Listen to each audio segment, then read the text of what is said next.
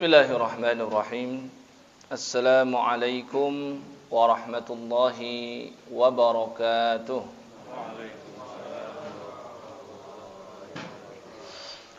Innal hamdalillah nahmaduhu wa nasta'inuhu wa nastaghfiruh wa na'udzu billahi min shururi anfusina wa min sayyiati a'malina. من يهده الله فلا مضل له ومن يضلل فلا هادي له اللهم صل على محمد وعلى آل محمد كما صليت على آل إبراهيم وبارك على محمد وعلى آل محمد كما باركت على آل إبراهيم في العالمين إنك حميد مجيد اللهم سبحانك لا علم لنا إلا ما علمتنا إنك أنت العليم الحكيم وعلمنا ما ينفعنا وانفعنا بما علمتنا ربنا زدنا علما وارزقنا فهما آمين يا رب العالمين ثم أما بعد. Bapak Ibu sekalian yang dirahmati dan dimuliakan Allah, pada sore hari ini kita melanjutkan hadis nomor ke-44. Dan ini masih pada kitab Al-Muqaddimat dan juga masih pada bab sabar, dan kita belum beranjak dari bab sabar ini. Ya, hadis nomor yang ke-44 yang diriwayatkan oleh sahabat Nabi sallallahu alaihi wasallam yang bernama Sayyidina Anas bin Malik radhiyallahu taala anhu.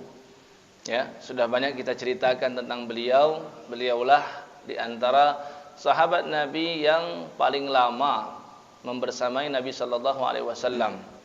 Walaupun tidak selama sahabat beliau dari kalangan Muhajirin, karena Sayyidina Anas bin Malik adalah orang Ansor, ya, orang pribumi di Madinah. Dan dia ketika sudah membersamai Nabi, namun membersamai setiap hari sepanjang Nabi berada di rumah, maka sepanjang itu Anas bin Malik mengetahui gerak-gerik Nabi sallallahu alaihi wasallam. Ya, Anas bin Malik adalah sahabat Nabi yang ketika membersamai Nabi masih di usia belia, kisaran antara 8 tahun. Ketika itu Ummu Sulaim, ibunda dari Anas bin Malik, mencari-cari apa yang bisa ia hadiahkan kepada Nabi SAW. Di saat orang-orang Ansor lain, ketika Nabi sampai di Madinah, memberikan banyak hadiah kepada Nabi. Ada yang memberikan harta, ada yang memberikan pakaian, ada yang memberikan makanan, dan mereka memilih dan memilah harta yang mereka miliki yang terbaik untuk Nabi SAW. Maka Ummu Sulaim berpikir apa yang bisa ia berikan kepada Nabi SAW, maka dia teringat dengan putra yang paling ia cintai, ya, darah dagingnya sendiri, yaitu Anas bin Malik. Ketika itu dia membawa Anas menghadap Nabi sallallahu alaihi wasallam. Dan Ummu Sulaim berkata, "Ya Rasulullah, khadimuka Anas." Ini adalah pembantumu ya Rasul, dia bernama Anas. Maka saat itu ketika Nabi lihat dia masih kecil, Nabi memanggil dengan panggilan kecil dan kesayangan, yaitu Unais. Jadi Anas dengan Unais itu sama saja, ya. Dan saat itulah Anas mendapatkan keberkahan dari doa Nabi sallallahu alaihi wasallam. Ya, tidak mau begitu saja Ummu Sulaim memberikan kepada Nabi sallallahu alaihi wasallam, bukannya tidak ikhlas, tapi dia menginginkan keberkahan dari doa Nabi sallallahu alaihi wasallam. Maka ketika ia berikan putranya Anas, dia meminta kepada Nabi sallallahu alaihi wasallam, "Ud'ullaha lah, ya Rasul, mohon engkau doakan kebaikan untuk putraku Anas ini."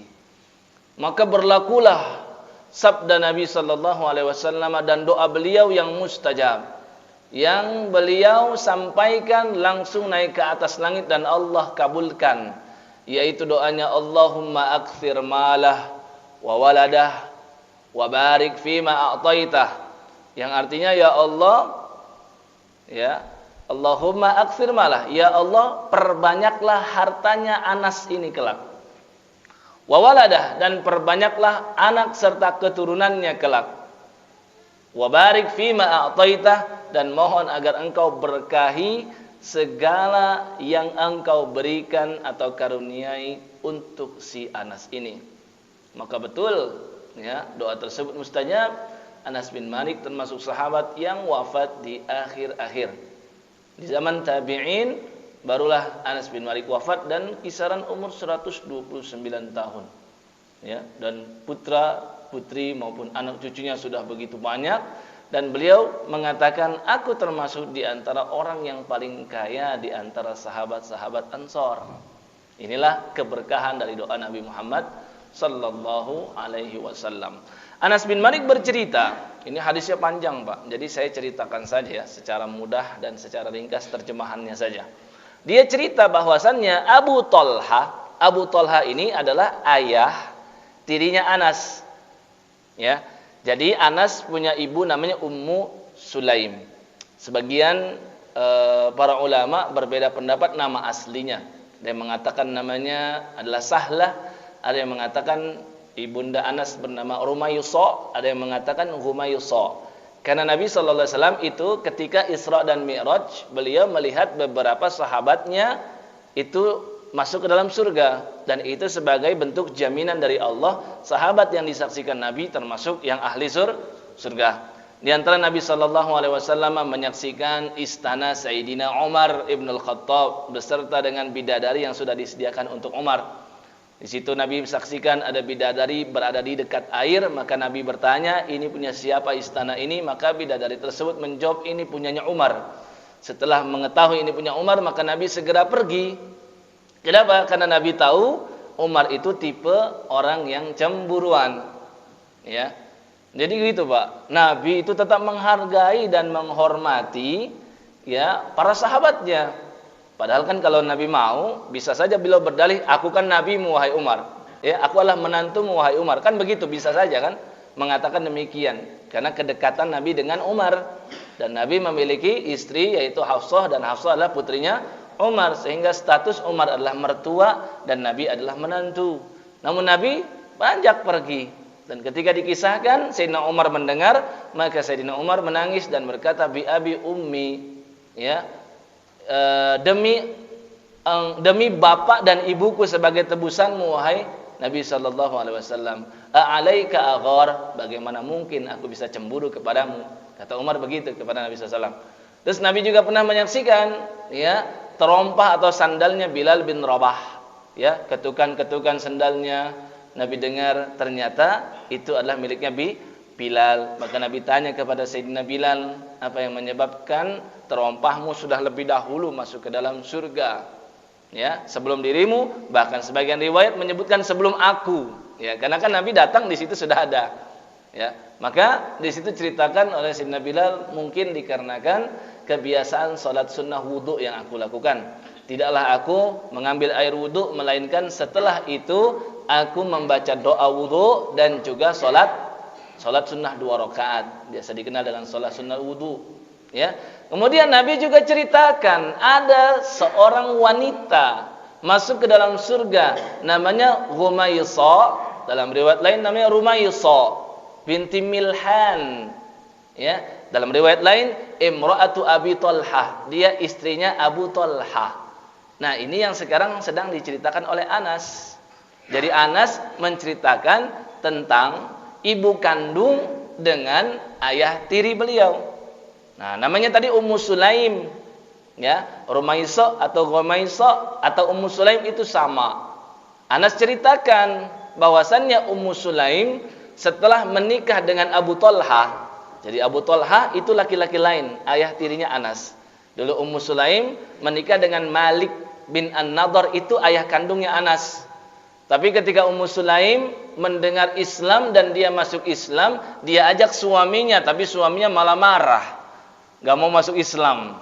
Nah, nih terkadang kan kita begitu, Pak. Dikasih nasihat oleh istri, kita marah. Ya, diberi petunjuk oleh istri, tapi kita sok.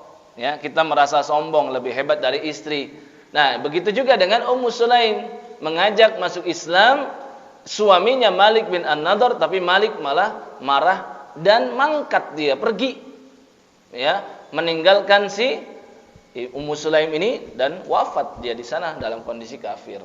Nah, dari si Malik bin Nadhr dan Ummu Sulaim lahirlah Anas. Kemudian Ummu Sulaim dilamar lagi oleh Abu Talha. Nah, Abu Talha ketika melamar Ummu Sulaim pun dia dalam kondisi musyrik. Tapi Ummu Sulaim mengenal Abu Talha, orangnya baik, ya, dan juga perawakannya juga tampan, dan juga dia orang yang berpotensi bisa masuk Islam. Maka dinasihati oleh Ummu Sulaim, aku nggak mau nikah sama kamu. Coba kamu pikirkan patung yang biasa kamu sembah. Dia dibuat oleh fulan dan fulan, kemudian disembah oleh fulan dan fulan. Aneh rasanya kalau kita punya Tuhan dibuat oleh manusia dan disembah lagi ulang oleh manusia. Maka dia berpikir, ya, dan masuk ke logika si Abu Talha, maka dia melamar lagi si Ummu Sulaim dalam kondisi dia bersyahadat. Maka Ummu Sulaim berkata, aku tidak minta apapun berupa mahar selain mahar keislamanmu. Maka kata para sahabat, tidak ada satu orang pun perempuan dari kalangan sahabiah Nabi sallallahu alaihi wasallam yang diberikan mahar semulia mahar yang diberikan Abu Talha kepada Ummu Sulaim, yaitu maharnya adalah masuk Islamnya Abu Talha. Ya. Nah, setelah masuk Islam menikah, maka Ummu Sulaim dengan Abu Talha memiliki anak. Nah, anak ini yang sedang diceritakan oleh Anas alias adik tirinya si Anas. Ya, kata Anas apa? Abu Talha punya putra. Ya, kemudian putra tersebut dikisahkan sedang sakit parah. Ya, kemudian ini nama anaknya namanya Abu Umair, ya, namanya Abu Umair, adik tirinya Anas bin Malik, ya, anak kandung dari Ummu Sulaim dan Abu Talha. Dikisahkan ketika dia sakit, maka Abu Talha keluar untuk berangkat sholat isya ke masjid. Sampai di rumah dia bertanya kepada istrinya Ummu Sulaim, ma fa'ala ibni. Ya, kok nggak ada suara tangisan anaknya ini? Tadinya kan sebelum berangkat ke masjid nangis-nangis, meraung-raung, sakitan. Kok sudah nggak ada suaranya? Maka dijelaskan oleh Ummu Sulaim, huwa askanu makana. Dia sudah lebih tenang daripada kondisi sebelumnya. Tahu nggak apa maksudnya? Meninggal, ya. Meninggal itu kan lebih tenang daripada orang yang masih hidup dan dalam kondisi sakit. Ya, maka Ummu Sulaim jujur, huwa askanu makana, dan dia tidak ceritakan kejadian sesungguhnya. Maka ini menunjukkan kesabaran Ummu Sulaim dan kehebatan dia dalam menahan emosinya. Biasanya kan wanita itu lebih baperan, lebih perasaan dan lebih emosional. Tapi Ummu Sulaim ini adalah wanita yang cerdas. Wanita yang kata Nabi adalah ahli surga. Maka dia, ya, justru memberikan makan malam untuk suaminya. Pulang dari salat isya, dia sediakan makanan. Dia berdandan dengan dandanan yang belum pernah dia lakukan sebelumnya, ya, secantik mungkin. Bahkan dia mengajak hubungan suami istri, ya. Jadi dia hilangkan itu, Pak, perasaan, ya, nangisnya dia tahan, dan juga dia emosinya dia tahan. Dia justru melayani suami sepenuhnya. Sampai akhirnya setelah selesai suaminya puas semua dengan servis yang diberikan oleh Ummu Sulaim, maka disitulah baru Ummu Sulaim ceritakan, ya, yang dimaksud lebih tenang dari sebelumnya, ya, dia sudah wafat. Esoknya dia langsung datang kepada Nabi sallallahu alaihi wasallam ceritakan tentang perkara istrinya ini yang menyembunyikan, ya. Maka Nabi bertanya, "Arrastumul lailah?" Ya. Nabi itu tahu kalian berdua tadi malam melakukan hubungan suami istri, ya. Kata Nabi begitu. Dia berkata, "Na'am." Ya. Kemudian Nabi doakan. Apa doa Nabi sallallahu alaihi wasallam? "Allahumma barik lahuma." Ya Allah, berikanlah keberkahan untuk mereka berdua. Maksudnya apa, Pak? Nabi doakan keturunan lagi untuk sepasang suami istri yang baru saja ditinggal mati oleh putranya. Ya. Kemudian apa kata Anas bin Malik? Betul. Ya. Malam itu juga langsung diketahui Ummu Sulaim ternyata hamil kembali. Ini keberkahan doa dari Nabi sallallahu alaihi wasallam. Maka akhirnya apa? Diceritakan oleh Anas bin Malik, anak tersebut akhirnya lahir. Setelah lahir, Ummu Sulaim perintahkan agar anak tersebut dibawa oleh Anas menghadap Nabi sallallahu alaihi wasallam. Sampai di hadapan Nabi, Nabi bertanya, "Ama'ahu syai'un?" Ya. kamu dibawain apa sama bapakmu? Ya, kata Anas, nih anak yang baru lahir plus beberapa butir kurma. Maka Nabi Shallallahu Alaihi Wasallam mentahnik anak tersebut. Tahu mentahnik? Ya, tahnik itu adalah vaksinasi atau imunisasi nabawi ala Nabi, yaitu dengan cara mengambil kurma kemudian dikunyah-kunyah, kemudian setelah lembut dan lumat maka diambil sebagiannya dan diletakkan di langit-langit mulut si bayi tersebut. Ini vaksin Pak dari Nabi, imunisasi yang terbaik. Ya, dan saya selalu amalkan ini di semua anak saya yang baru lahir. Dan alhamdulillah sehat walafiat tanpa imunisasi yang disuntik-suntik itu. Ya. Kemudian setelah itu apa kata Anas bin Malik? Nabi menamakan anak tersebut dengan Abdullah. Ya. Dalam riwayat lain, Ummu Sulaim berkata kepada Anas dan keluarga-keluarga yang lain, jangan kasih tahu Abu Thalhah sampai aku yang memberitahukannya. Itu saking hebatnya Ummu Sulaim dalam meredam ya perasaan kecewanya atas wafat putranya. Maka setelah dia tadi layani suaminya, kemudian dia berkata seperti ini. Dia berikan perumpamaan dan analogi. Wahai suamiku Abu Thalhah, bagaimana pendapatmu ketika ada suatu kaum diamanahkan beberapa benda atau barang oleh kaum yang lain. Kemudian kaum tersebut yang mengamanahkan pun pergi. Setelah dia pergi beberapa hari, beberapa saat, dia datang lagi kepada kaum yang tadi diamanahkan. Kemudian dia meminta kembali barang dan benda yang sudah diamanahkan kepada kaum tadi. Kemudian kaum tadi justru malah apa? Banyak berdalih, banyak beralasan dan justru mencegah dan menghalangi supaya barang tersebut tidak kembali kepada pemiliknya. Ya, menurut kamu yang dilakukan kaum ini bagaimana? Kata Abu Thalhah, oh tidak baik. Ya, tidak semestinya dia melakukan demikian karena itu adalah barang titipan atau amanah, harusnya dikembalikan kepada pemiliknya. Maka kata Ummu Sulaim, ya, kalau seperti itu ketahuilah putramu adalah titipan dari Allah. Abu Umair adalah titipan dari Allah dan ternyata yang menitipkan pun mengambilnya kembali. Maka di situ Abu Thalhah langsung mengucapkan inna lillahi wa inna ilaihi raji'un. Ya, dia pun pasrah kemudian datang kepada Nabi sallallahu alaihi wasallam ceritakan dan seterusnya. Dalam riwayat Al-Bukhari ditambahkan si putranya Ummu Sulaim dan Abu Thalhah yang tadi lahir setelah wafat Abu Umair, ya, namanya Abdullah. Diberikan doa keberkahan oleh Nabi sallallahu alaihi wasallam dan ditahnik oleh beliau. Ternyata para tabi'in bersaksi bahwasannya Abdullah bin Abi Thalhah ini ketika sudah dewasa, sudah besar, menikah, memiliki anak keturunan lagi, dijelaskan dia memiliki putra 9 orang. Ya, dalam riwayat lain 10 orang dan semuanya adalah penghafal Al-Qur'an sempurna. Ya, ini menjadi contoh. Ya, bagi orang tua kebanggaan besar ketika semua putra-putrinya adalah hafiz Al-Qur'an dan ini keberhasilan yang luar biasa dan ini merupakan pertanda mustajabnya doa Nabi Muhammad sallallahu alaihi wasallam. Maka apa yang bisa kita ambil pelajaran dari hadis ini? Yang pertama, kesabaran yang paling utama itu adalah ketika tertimpa musibah di hari tersebut atau di momentum itu.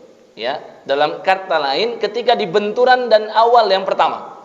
Ya, Nabi pernah terangkan dalam sabdanya, innamas sabru inda sadmatil ula. Yang disebut sabar itu bukan ketika ditimpa musibah dia mungkin mencela dulu, dia mungkin marah-marah atau mencak-mencak terlebih dahulu, kemudian beberapa saat baru dia katakan aku sabar. Tapi yang disebut dengan innamas sabru inda sadmatil ula, yang disebut sabar dan itu adalah sabar yang terbaik, ketika tertimpa musibah langsung saat itu dia sabar menerima atas musibah yang Allah berikan kepadanya. Dan ini contohnya ada pada Ummu Sulaim ketika putranya meninggal, dan ini kan sebenarnya putra dia juga, bukan hanya putranya Abu Thalhah, ya, tapi Ummu Sulaim langsung bersabar atas musibah tersebut. Dan Nabi sudah contohkan jauh-jauh hari ketika beliau ditinggal wafat putranya yang bernama Ibrahim. Nabi juga pernah kehilangan seorang putra. Ya, Nabi bahkan ketika mendengar putranya Ibrahim itu lahir dari rahim Maria Kibtiyah, Maria yang asalnya dari Mesir, ya, maka Nabi dengan bangga berkata kepada para sahabat, "Wulida liyal lailata gulam." Malam ini tadi atau malam tadi aku dikaruniakan oleh Allah seorang putra. Sammaituhu bi Ibrahim atau sammaituhu bi abi Ibrahim. Aku menamakan dia dengan nama kakekku yaitu Ibrahim.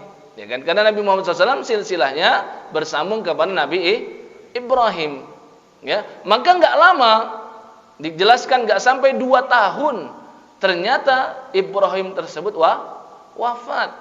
Dan wafatnya itu di pangkuan Nabi SAW. Nabi saksikan sendiri ketika Ibrahim sedang sakaratul maut.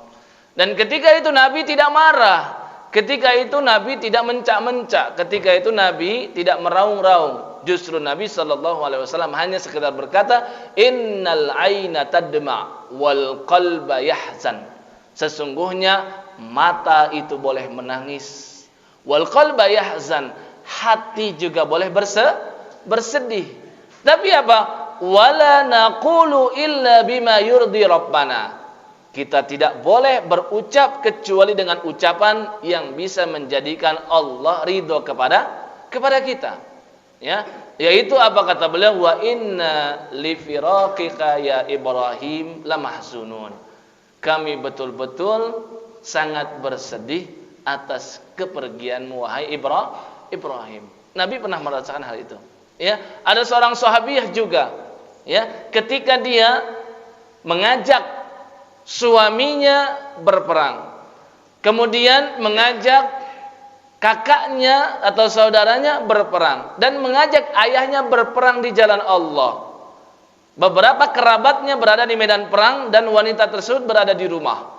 Kemudian tiba-tiba datang berita dari sahabat lain menceritakan, ayahmu sudah wafat. Ya, wahai Ummu Fulan. Kemudian dia biasa saja, nggak nangis. Datang lagi berita berikutnya, kakakmu juga wafat. Dia biasa-biasa saja. Sampai akhirnya dikatakan putramu juga ikut wafat. Dan dia biasa-biasa saja, dan dia keluar rumah justru bertanya kepada para sahabat yang lain, di mana Rasulullah sallallahu alaihi wasallam? Ya, aku ingin tahu kondisi beliau. Diterangkan Rasul biasa-biasa saja dan sehat walafiat saja wahai Ummu Fulan. Kata wanita tersebut, tidak, sampai aku menyaksikan dengan mata kepalaku sendiri. Maka dia menghadap Nabi SAW dan dia berkata, semua musibah terasa ringan kalau bukan musibah itu menimpa kepada engkau wahai Rasulullah. Lihat ini, ya, kecintaan kepada Nabi SAW di atas segala-galanya. Ya. Adapun pelajaran yang kedua yang bisa kita ambil dari hadis ini adalah bahwasannya mustajabnya doa Nabi sallallahu alaihi wasallam, ya. Dan Nabi terangkan setiap nabi memiliki doa yang diperuntukkan oleh Allah untuk nabi tersebut untuk dipanjatkan. Ya. Tapi kenapa kita lihat nabi itu jarang berdoa untuk kebaikan dirinya sendiri? Ya kan? Jarang kita dengar ada riwayat nabi mendoakan kebaikan untuk diri sendiri. Minta hartalah, minta keberkahan keluarga lah, minta macam-macam, enggak ada. Paling minta ampunan ada, minta surga ada, minta dijauhkan dari neraka ada, minta diampuni dosa ada. Selanjutnya selain itu kebanyakannya beliau mendoakan kebaikan untuk sahabat atau umatnya secara umum, ya kan? Ya. Kata Nabi SAW, karena aku sengaja aku sembunyikan doa-doaku nanti sebagai syafaat bagi umatku di yaumil qiyamah. Dan beliau pernah ditawarkan oleh Allah kirimkan malaikat kepada Nabi SAW, yang mana malaikat ini belum pernah turun ke bumi sebelumnya. Malaikat tersebut memberikan penawaran kepada Nabi SAW. Arsalani ilaika rabbuk, wahai Muhammad, Rabbmu telah mengutus aku untuk menghadap engkau. Ya, agar apa? Agar bertanya kepada engkau. Yaitu apa pertanyaannya? Afamalikan nabiyyan aj'alu au abdan rasula. Allah bertanya kepadamu, kamu mau pilih menjadi nabi sekaligus raja, atau kamu sekedar menjadi hamba Allah dan rasulnya saja? Malaikat Jibril ada di sisi Nabi SAW dan berkata kepada Nabi SAW, tawadhu' ya Muhammad, wahai Muhammad, tawaduklah kamu. Merendah dirilah kamu di hadapan Rabbmu. Maka Nabi pilih apa, Pak? Pilih Nabi sekaligus raja atau sekedar hamba Allah dan Rasulnya? Sekedar menjadi hamba Allah dan Rasulnya Nabi pilih. Tapi untuk umat dan untuk sahabatnya Nabi nggak tanggung-tanggung doakan mereka. Ya, pernah dengar Nabi mendoakan Sayyidina Utsman bin Affan ketika beliau keluarkan 1000 dinar kontan cash, ya, dalam sebuah kantung harta milik dia. 1 dinar itu sekarang kisaran 3,5 juta lebih, Pak. Jadi Sayyidina Utsman pernah bersodako, sekali sodako 3,5 miliar lebih. Kalau dijumlahkan dan dikalikan, akumulasikan 1000 dinar dengan 3,5 juta. Ya. Kemudian Nabi doakan apa? Ma darra Utsmana ma fa'ala ba'dal yaum atau ma amila ba'dal yaum. Tidak akan menyebabkan mudarat bagi Utsman apapun yang dia lakukan setelah infak hari ini. Mustajab doa tersebut. Ya, dan Utsman didoakan oleh Nabi mendapatkan ampunan. Pernah enggak kita dengar Nabi mendoakan Sayyidina Ibnu Abbas radhiyallahu taala anhuma, Allahumma faqihhu fid din wa 'allimhu ta'wil. Ya Allah, jadikan dia faqih dalam ilmu agama dan ajarkanlah dia tafsiran Al-Qur'an. Jadilah dia sesuai dengan doa Nabi sallallahu alaihi wasallam. Pernah enggak mendengar doa Nabi yang dipanjatkan untuk Sayyidina Ukasyah bin Mihsan? Ya, ketika Nabi ceritakan tentang 70.000 orang yang masuk surga tanpa hisab dan tanpa azab. Nabi terangkan mereka-mereka itu adalah la yastarqun, tidak meminta diruqyah oleh orang lain. Ya, ciri mereka juga apa? Kata Nabi sallallahu alaihi wasallam, wala yatatayyarun, tidak tatayyur. Tatayyur itu ya berpikir sial dikarenakan sesuatu. Misalkan keluar rumah, tiba-tiba kesandung. Ini kayaknya pertanda nggak baik nih. Nah, ini merasa sial disebabkan fenomena alam dan lain sebagainya. Itu tatoyur namanya. Tatoyur tidak berhak bagi orang-orang yang mau masuk surga tanpa hisab dan tanpa azab. Dalam riwayat lain, wala yaktawun, orang yang tidak berobat dengan cara kai. Kai itu besi yang dipanaskan. Biasanya orang dulu itu kalau tangan terpotong, pendarahan hebat, itu cara menyumbatnya dengan cara kai, besi dipanaskan, ditempelkan di bagian luka tersebut. Ya, wa ala rabbihim yatawakkalun, dan kategori keempat adalah orang-orang yang senantiasa bertawakal kepada Allah. Itu orang yang berhak masuk surga tanpa hisab. Dalam riwayat lain Nabi sampaikan setiap 1000 orang bisa membawa 70.000 orang lagi.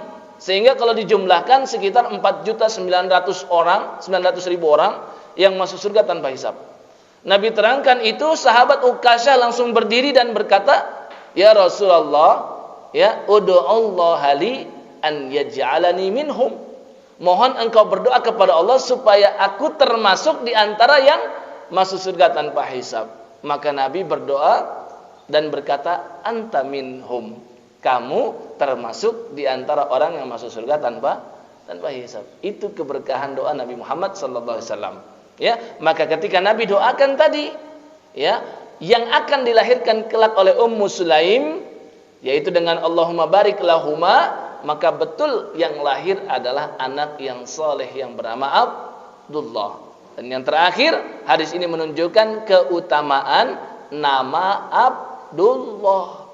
Ya, Nabi sampaikan dalam hadisnya, sebaik-baik nama untuk kalian adalah Abdullah, Abdurrahman, dan abdun yang lain yang dikaitkan dengan nama Allah. Misalkan apa? Abdurrahman, Abdullah, Abdul Ghani, Abdul Ghafur, Abdul apa lagi? Abdul Rahim, Abdul Malik, dan seterusnya. Ya, yang disandarkan kepada nama Allah atau Asmaul Husna, ditambahkan Abdun di depan, itu sebaik-baik nama. Maka para sahabat banyak banget yang namanya Abdullah. Ada Abdullah bin Abbas, Abdullah bin Umar, ada Abdullah bin Amr bin As, ada Abdullah bin Salam, ada Abdullah bin Az-Zubair. Banyak sahabat Nabi yang bernama Abdullah.